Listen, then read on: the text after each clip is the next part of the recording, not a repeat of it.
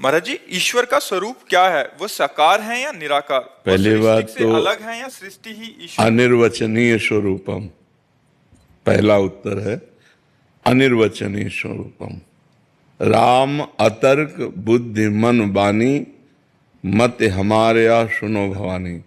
ईश्वर क्या है यह निर्वचनीय है, फिर भी ब्रह्म ऋषियों ने उनका वर्णन किया है।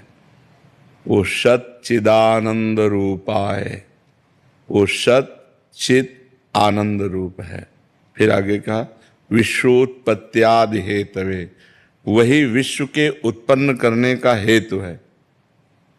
हेतु का मतलब वही विश्व बना हुआ है, उसके अलावा विश्व नाम की कोई चीज नहीं।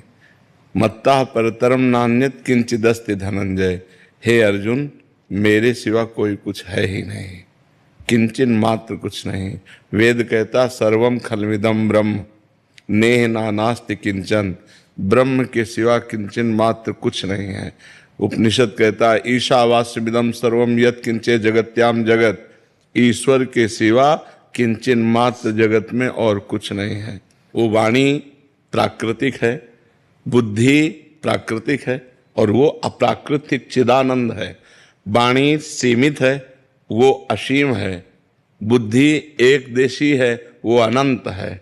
जैसे सीप में समुद्र नहीं नापा जा सकता, ऐसे बुद्धि से परमात्मा का आकलन नहीं किया जा सकता, क्योंकि बुद्धि एक प्राकृतिक वस्तु है।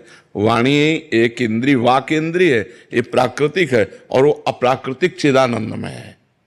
फिर जब हम उसका ज्ञान प्राप्त करते हैं तो सब कुछ वही है, उसके सिवा कुछ नहीं है।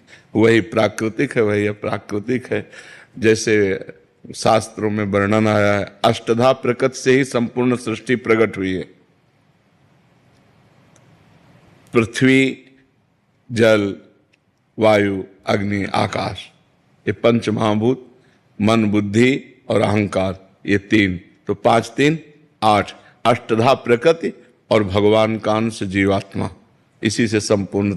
तो भगवान का अंश भी भगवान स्वरूप है और अष्टधा प्रकृति भी भगवत स्वरूप है। जब लौट के देखो तो सब भगवान ही है।